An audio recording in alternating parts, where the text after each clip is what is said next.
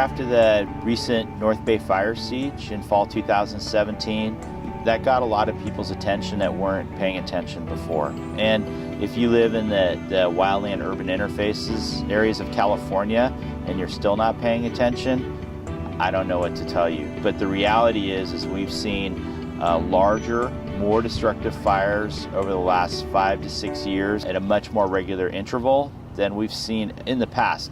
During my wildland fires in Sonoma, I ran across 2 or 3 different people that were still in their houses. The fire was coming, and you could see that they had taken no preparation to prepare for this.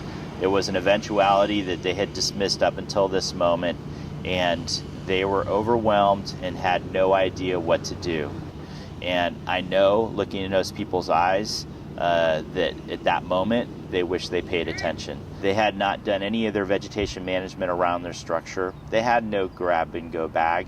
They had no plan to figure out what the basic essentials were and be ready to evacuate. And they'd waited till the very last moment to evacuate when everybody else in their neighborhood was long gone. At that moment, these people wish that they had a plan. And they are actually a much greater burden on us as emergency responders, because we have to help them and stop firefighting and now help them pack up their stuff and go.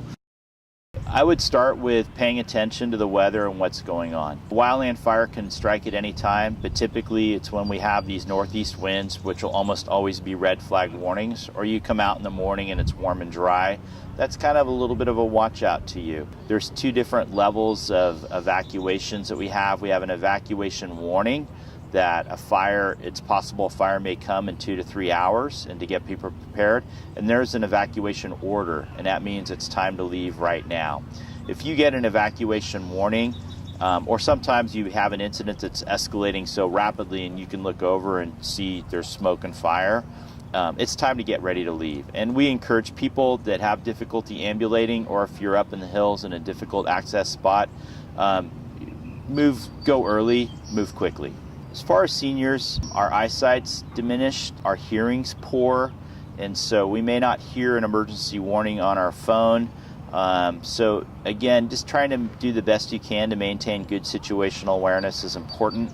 Even little things like smoke detectors, saved lives in the Sonoma fires, because eventually people's houses filled up with smoke from the wildland fire, and that was what alerted them. So audible warning signs are really going to be the key indicators of a potential impending disaster. Whether you're hearing the smoke alarm or sirens that are in our community, or your phone being activated. Because you may have difficulty ambulating, it's going to take longer for you to do stuff than when you were 20. We just don't move as well.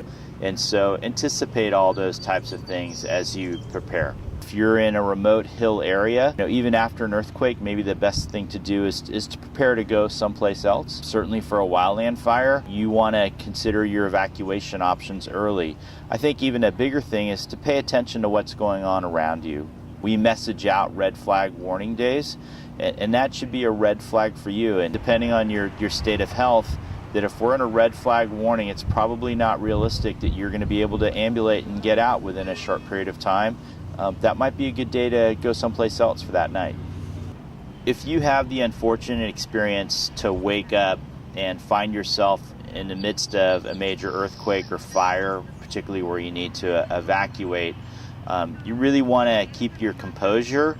You want to move intentionally. You want to be ready, and preparation occurs ahead of time, not at the time of the disaster. So take the time now. It's like the fog of war, where you're going to wake up in the middle of the night. Anybody's going to be a little bit more confused trying to take information in. There's going to be visibility issues. And also you may end up finding yourself driving in a situation where you're in the midst of fire. And so you want to be aware that once a fire burns through an area, things like trees, branches, telephone, utilities are going to potentially fall, or other people get confused and they just leave their car abandoned in the middle of the road.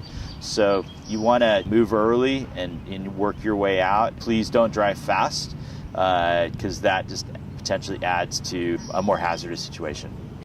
I think our biggest mistakes in emergency preparedness is just apathy and not paying attention to what's going on around you. In order to be ready for a major earthquake or a wildland fire moving, towards your home, these are things you need to prepare for. have a grab-and-go bag. Take a little bit of time. There's tons of information on websites. Take some time to get educated on what the best provisions are, what the best methods of getting yourself out. Rehearse some of these scenarios. If I can't get out this door of my house, what are my other options? If I can't go down my normal way out of this neighborhood, what are other backup options to take? And then as far as disaster supplies or things that need to be maintained, take the extra time.